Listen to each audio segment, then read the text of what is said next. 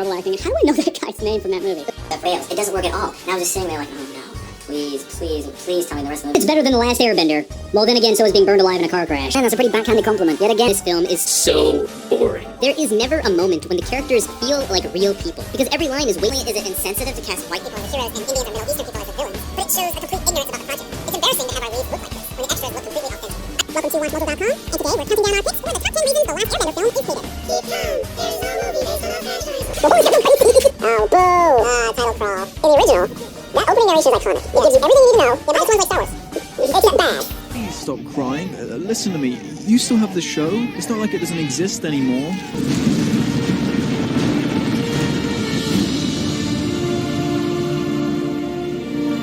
Hey guys, I said I would get to it, and I did. The worst movie in 2010 and in competition of the worst movie of the 2010s. The Last Airbender. Book 1. Now with this movie, there are two main kind of people who watch it. You got strong Avatar fans who think this is a public offense and pretend that this movie doesn't exist. And you got everyone else that doesn't like this movie. We all know the main reason the movie is hated, but everyone has a specific argument of why this movie is bad. Pacing is bad, the writing is non-existent, the performances are awful. Your friends were monks? My fucking phone charger has more energy than these people. The directing? Oh boy, the directing, eh? Now, the first thing you might realize is that the special effects are shit. The water looks terrible, especially. Now we have a terrible narration by bad acting, and it's told in us by text, like the original. Prosperity and peace filled our days. My God! This is a very lazy way to start the movie, and this will make everyone cynical because every Avatar fan knows that the show is built on show, not tell. That's like one of the top 3 things about it. 95% of the time, we just saw things when it was time for exposition. Let's compare a good example from book 1 to how it's done in the movie.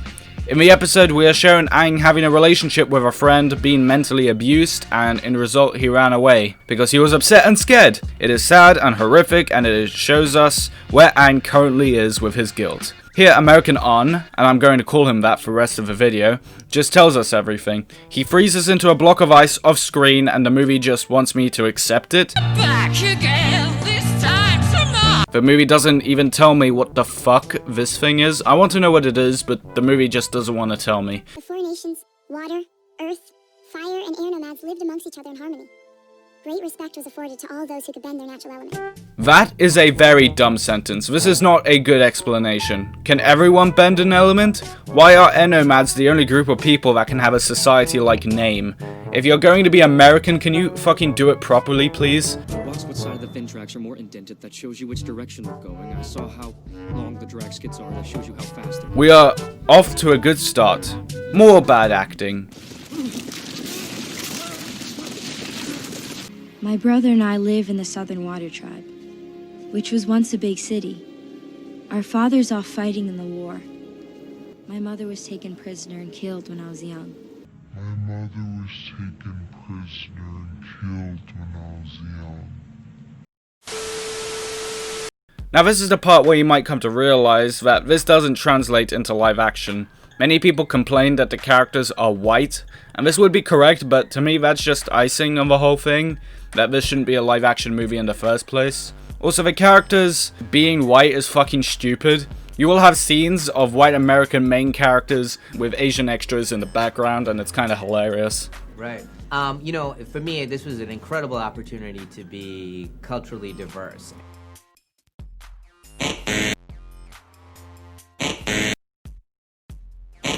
And be organic at the same time. And so, you know, the thing about anime is that it's an art form that includes culturally ambiguous features. That's what they do. Big eyes, and sometimes blue eyes, and sometimes big, you know, Indian eyes. And they're playing what in the original series were Inuit characters, and why Middle Eastern or Central Asian characters are playing the Fire Nation. Right. That that you do. Do you know the Fire Nation was Japanese in a Japanese setting? Do you know why? Because they thought the Fire Nation would look good if it had a Japanese setting. Also, do you know what's not culturally diverse and is not ambiguous? Having a white kid wear clothes from Tibet. It doesn't really make sense to have all your villains be Middle Eastern people because you don't use it. They're just, in any creative ways, they're just Middle Eastern people. That's not what culturally diverse means. So anyway, the characters wander around and they find the Avatar. Uncle, look! Oh boy. This is the main villain, by the way, and this is how he's introduced. This is his first line.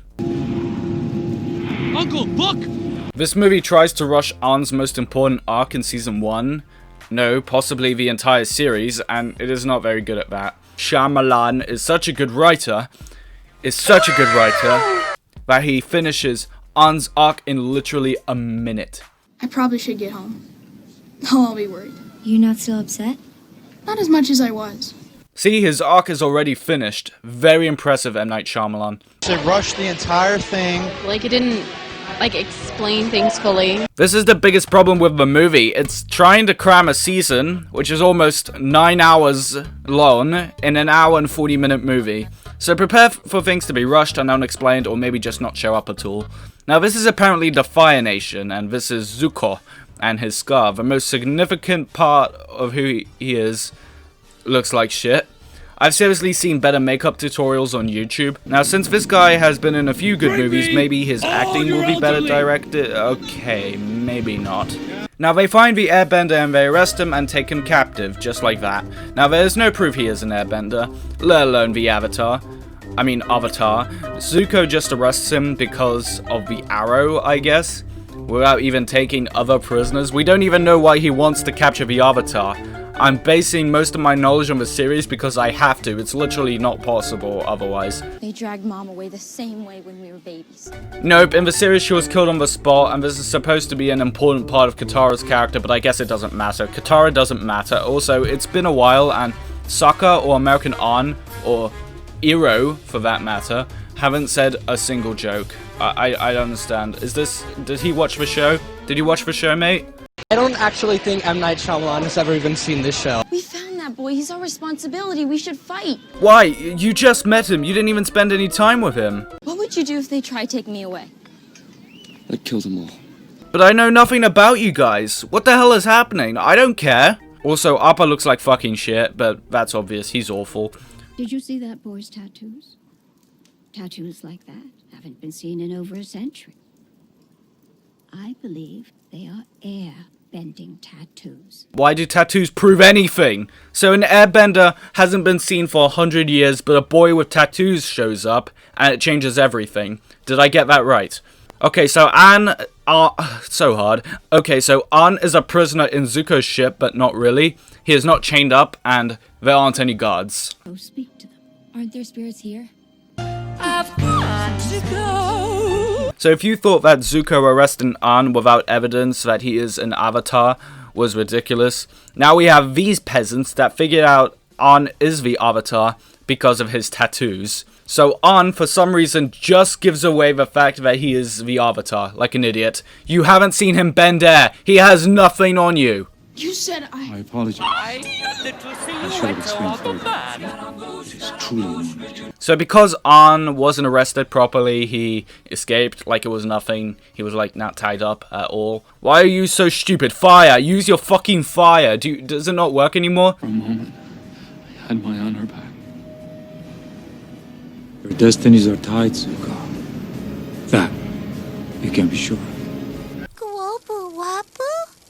Yeah. Forced into the ocean where they almost drowned. Aang airbended a sphere around them and ice formed, and he couldn't remember anything after that. Yeah, I'm definitely listening. Continue, honey. We finally learn his name, and it's not even pronounced correctly.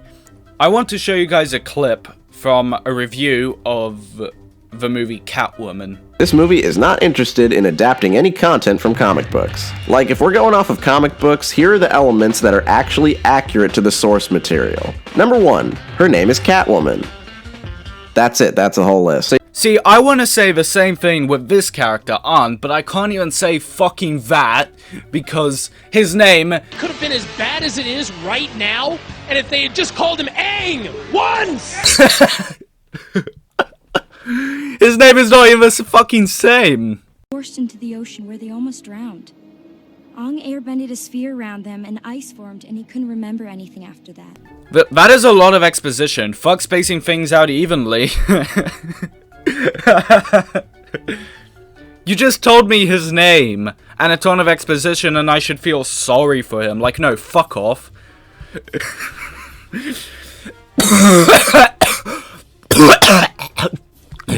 Oh wait, these scenes are not over yet? Okay.